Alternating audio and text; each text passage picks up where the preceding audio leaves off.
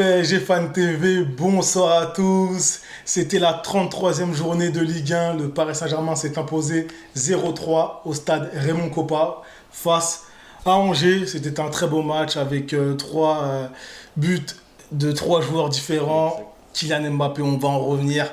Ramos, deuxième but en Ligue 1, on va en revenir également. Et Marquis, un but qui lui donne de l'air, je pense. Comment vas-tu, Oni? Bah écoute, très bien, je te remercie encore. Bonsoir à tous les amis. Bah écoutez, comme a dit Byron, on a assisté à plutôt un match plutôt agréable. Ce système défense à 3 qui a été remis en place en tout cas par Pochettino, système qu'on attendait depuis bien longtemps au moment où il est arrivé au PSG. On en avait beaucoup entendu parler. Malheureusement, très peu utilisé et c'est bien dommage parce que ça aurait pu donner peut-être un peu plus de choix lors des moments fatidiques ou en tout cas importants lors des matchs coup près. Mais non, match intéressant. Il n'y a qu'un joueur que tu peux sublimer à cette heure-ci, c'est évidemment Kylian Mbappé, mais où va-t-il s'arrêter?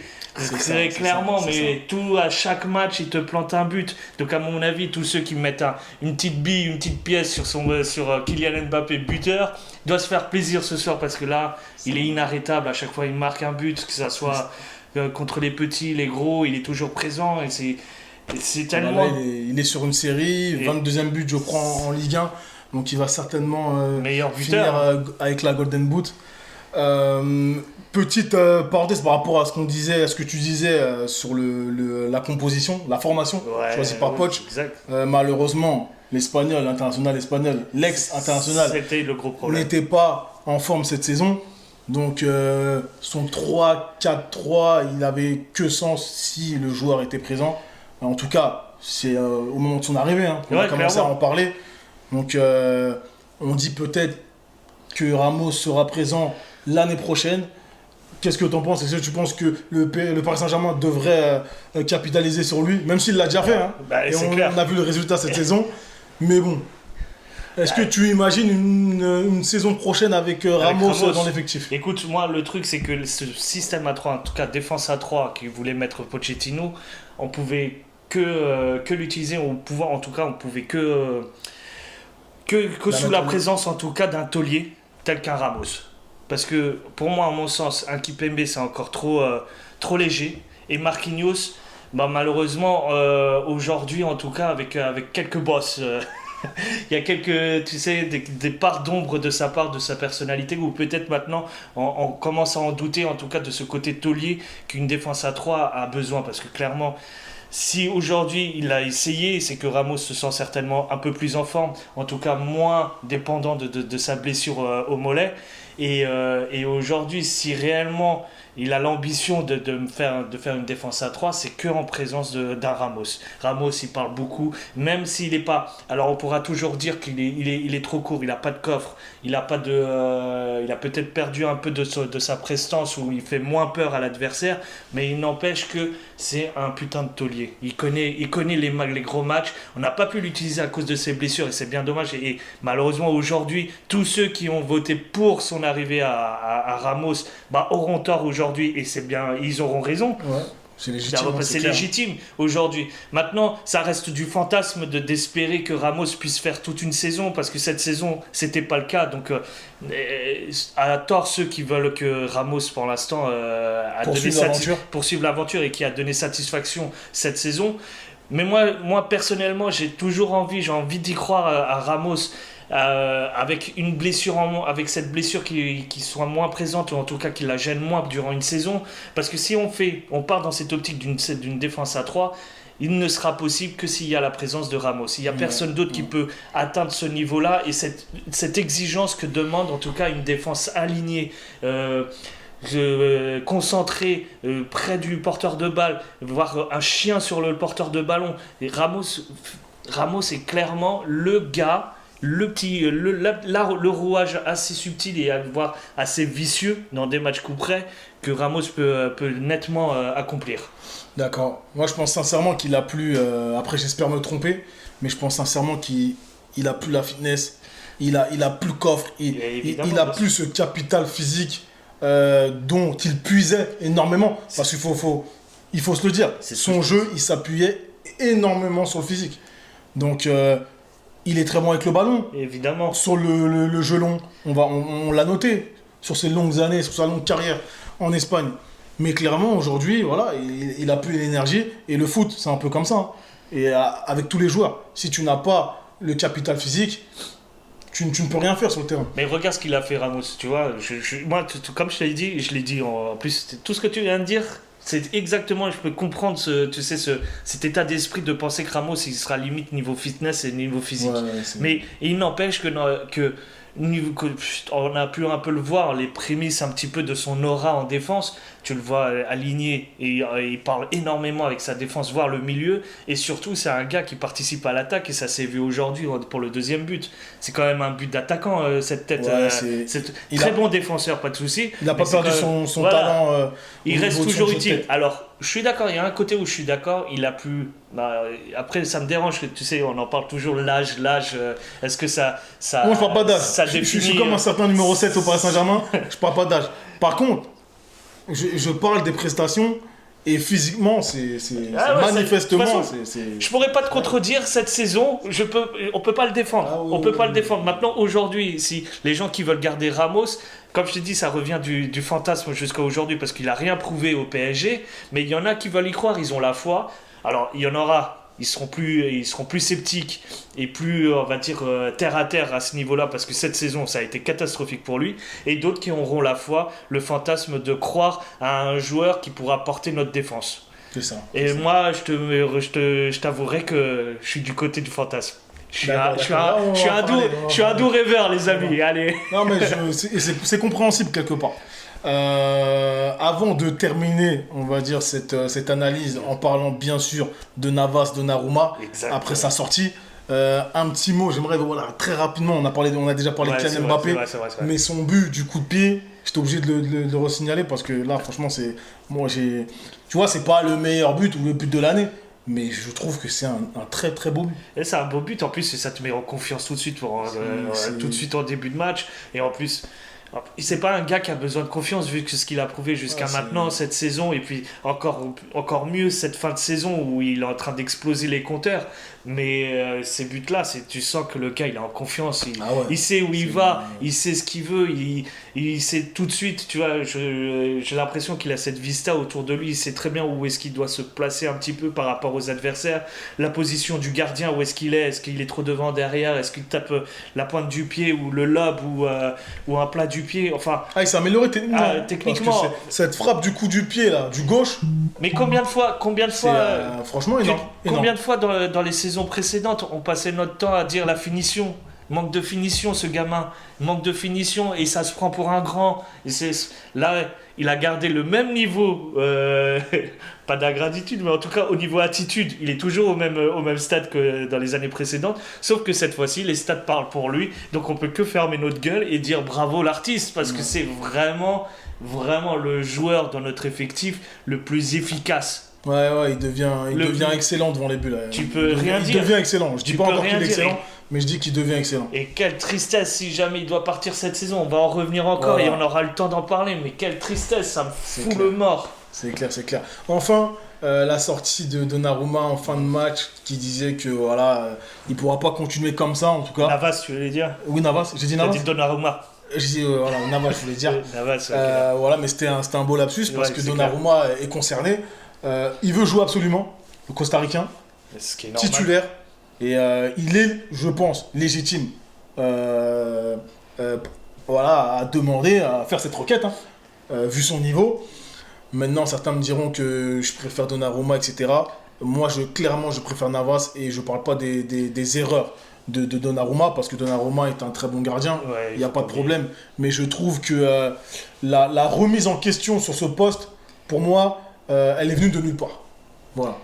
Non, elle est venue. Si Donnarumma, on a laissé, parce qu'il ne faut pas laisser non plus que le coach avoir décidé ça. Il y a quand même pas mal de supporters, dont moi aussi, que je voulais voir Donnarumma dans les cages. Après, les bavures ont fait que, une nouvelle fois, le coach a eu tort, la politique du club a eu tort, les supporters qui encourageaient ou qui supportaient Donnarumma en tant que portier numéro 1 de notre effectif ont eu tort. Et je voudrais rajouter un truc, c'est parce que après il faut pas oublier, mais c'est pas en dépit de tout ce qu'a fait Navas au préalable. Tu vois, c'est juste on avait essayé de juger sur l'état de forme du moment et Donnarumma semblait être, en tout cas à ce moment-là, le plus apte à pouvoir jouer à des tels enjeux. Mais en tout cas Navas, c'est vrai que lui. Le problème, c'est que moi, maintenant aujourd'hui, les deux gardiens, je pense qu'ils sont en manque de confiance parce qu'ils savent plus réellement leur position. Mais Navas, à quel moment il a fait... Tu vois, je mettrais même de côté les erreurs de Donnarumma. Ouais. Mais même sur le fait que sa position soit remise en question, c'est même pas normal en réalité. Parce que c'est comme si on s'était créé un problème. Moi, je pense que depuis au moins 3 ans, là, voire plus de 3 ans, le poste du gardien de but au Paris Saint-Germain, c'est même plus un problème. C'était plus un problème jusqu'à qu'on arrive, jusqu'à qu'il y a eu l'opportunité Donnarumma. Après, le truc, sans parler des erreurs, en fait, je comprends même pas. Tu vois, je comprends l'opportunité qui se présentait, ça, y a pas de problème. Ce que je comprends pas, c'est du jour au lendemain, parce que il s'est jamais vraiment prononcé, Poch, sur qui était numéro 1. C'est vrai. Mais sur ce que j'ai vu, je pense que Donnarumma cette année était numéro 1. Donnarumma était numéro 1. Je pense que Donnarumma, dans ses choix, était numéro 1. Dans la tête du coach, oui. Dans la tête du coach. Oui, il peut dire ce qu'il veut. Moi, je suis d'accord. Il voulait pas le dire. Soi-disant, non, pas d'alternance. Non, je suis d'accord. Je suis d'accord avec toi que Donnarumma était numéro 1 dans la tête du coach, quoi qu'il arrive. Mais pour ne pas perdre Navas, il a voulu noyer le poisson. Voilà, et ça, c'est pas normal. Mais moi, j'ai envie de te dire, il y a un truc qui a fait que Donnarumma est passé devant, c'est l'âge. Ils ont voulu... Mais 35 ans, c'est jeune. Mais Donnarumma est arrivé aujourd'hui cette saison pour qu'il y ait une continuité, en tout cas, sur les 5 prochaines années. De Navas, malheureusement, pour nous en tout cas, parce qu'on n'aura pas le temps de le garder plus longtemps, mais je pense que ça restera 2 ans maximum au plus haut niveau. Et chacun le sait, chaque partie le savent. Que ça soit Navas ou le Paris Saint-Germain, c'est pour ça que Navas veut jouer plus, parce qu'il sait que le temps est compté, et le Paris Saint-Germain a ce dilemme quand même derrière ça. Il y a un choix, c'est soit continuer avec Navas dans l'hypothèse de perdre un Donnarumma pour l'avenir, ou laisser Donnarumma, même avec ses bourdes aujourd'hui, continuer à grandir avec le PSG, avec les supporters qui l'acceptent de plus en plus, et en tout cas qui reprennent confiance en lui et voir sa position dans l'effectif, et malheureusement laisser partir Navas. Parce que tu pourras pas, pour la saison prochaine, pour moi, garder les deux. C'est trop complexe, trop compliqué. Il y a beaucoup de grands clubs qui ont été confrontés à ça et ils se sont cassés les dents à un moment dans leur saison. Et c'est ce qui est arrivé chez nous cette saison-là, malheureusement. Deux putains de gardiens, deux gardiens de classe mondiale, peut-être. Après, c'est question de sensibilité de chacun. Il y en a d'autres qui vont aimer Navas par rapport à Donnarumma, mais c'est 2 grands gardiens tout de même. Et la saison prochaine, il va falloir, comme tu dis, plus de stabilité et plus de transparence sur qui est numéro 1 et qui est numéro 2. Il faut parler clairement. Tu peux pas t'amuser. Un coup, c'est toi qui joues. Toi, la semaine d'après, c'est toi qui joues. Toi, tu feras la Ligue des Champions, mais pas les éliminatoires. Non, il faut être clair. Sinon, tu les perds les deux, quoi qu'il arrive. Et je vais rebondir sur le terme que tu as employé, transparence. Je pense que les supporters ont besoin de ça. Tous ceux qui aiment le Paris Saint-Germain veulent de la transparence. Et parfois, parce que ça fonctionne comme ça, tu recrutes un joueur jugé sur son CV. Tu vois, tu te bases sur son CV, sur ce qu'il a fait auparavant. Exactement. Mais parfois, tu ne te trompes pas. Parfois, tu te trompes. Cette année, on l'a vu avec quelques joueurs du Paris Saint-Germain. Voilà, on s'est basé sur leur passé. Leur présent est beaucoup moins flamboyant, voire mauvais. Mais je leur tire pas la pierre par rapport à ça. Ce que je peux pas comprendre, c'est que lorsque tu fais venir une personne, il faut pas dénigrer le joueur qui est en place et qui ne fait pas de faute, qui même au contraire performe sur son poste. Tu vois, je pense à un Di Maria qui a fait double passe dès ce soir. Exact. Et critiqué entre temps pour mais s'il arrive au Paris Saint-Germain, c'est limite logique. Et je dis médiatiquement, je dis même pas footballistiquement. Médiatiquement, c'est logique qu'un Messi, à un moment donné, quand il arrive au Paris Saint-Germain, il soit titulaire. Et c'est très difficile de le mettre sur le banc. Ça, je le comprends. Je le comprends parce que médiatiquement, il y a des enjeux économiques qui sont dus à ce qu'il a fait sur le terrain. Faut pas abuser non plus. Voilà, tout ça, et voilà, la cause, c'est ce qu'il a fait sur le terrain. On peut pas l'enlever. Mais les Parisiens qui performent année après année, la manière dont ils sont traités quand ce type de joueur arrive, Di Maria, Navas, Moi, je trouve ça injuste. C'est vrai que je trouve ça injuste et c'est mal géré. C'est mal géré et là, on n'a pas eu de retour positif par rapport à cette gestion. Voilà. Et moi, c'est pas bête ce que tu fais, la corrélation que tu fais entre Di Maria et Navas, j'y avais pas pensé, mais c'est vrai que Di Maria et Navas rencontrent les mêmes difficultés, en tout cas le même stade où ils sont à la limite de la sortie ou pouvoir prolonger une saison de plus. Donc ce sont deux joueurs qui ont quand même apporté pour ce club, même avec les désillusions qu'il y a pu avoir en Ligue des Champions, mais ils ont été quand même là pour les trophées nationaux. Et clairement, ils ont quand même participé à cette épopée de cette dernière décennie. Donc tu peux pas, c'est vrai que quand tu as des opportunités, bah, tu défiles le tapis rouge, tu promets monter merveille à ce nouveau joueur qui paraît tellement prometteur à l'avenir pour le club, pour son apport, pour sa technicité. Mais c'est vrai que c'est compliqué. Après, je sais pas, moi, je n'ai pas de meilleure solution, mais c'est compliqué de traiter un joueur qui a tellement le respect, je trouve que c'est une solution. Le respect de ce que tu as. Et tu sais, à mon avis, ce qu'on manque, de toute façon, c'est un problème que tout le monde souligne au PSG, c'est la transparence et la communication. Ça parle pas. C'est toujours des non-dits, c'est toujours sur les faits, sur le moment. Il doit y avoir pas mal de frustration et de choses non dites dans cet effectif qui fait qu'il y a quand même s'ils vivent bien, ils sont premiers et tout, mais il y a un certain mal-être à l'intérieur. C'est un truc. Peut-être c'est pour ça qu'il n'y a pas eu cette saison un fond de jeu, parce qu'il y a eu des choses qui se sont pas dites dès le début. Donc ouais, je peux te comprendre en tout cas à ce niveau-là, et il y a des choses en tout cas qu'il faut être réglées, mais comme je le dis souvent, que ça soit là après l'interview, after game ou les lives, c'est problème de direction. Il faut que ces gamins il y ait des directives et des règles à suivre, parce que sinon c'est tu les laisses, tu t'imagines des gamins laissés dans leur cours, ils font ce qu'ils veulent, ils vont à droite à gauche, ils sont pas sérieux, ils seront pas concentrés que sur le foot en tout cas. Très bien. Chers abonnés, réagissez, dites-nous votre avis. De toute manière, cette histoire sur Navas n'est pas terminée. À samedi prochain pour le titre de champion, l'Hexagone. Exact. Saison 2021-2022, PSG Fan TV.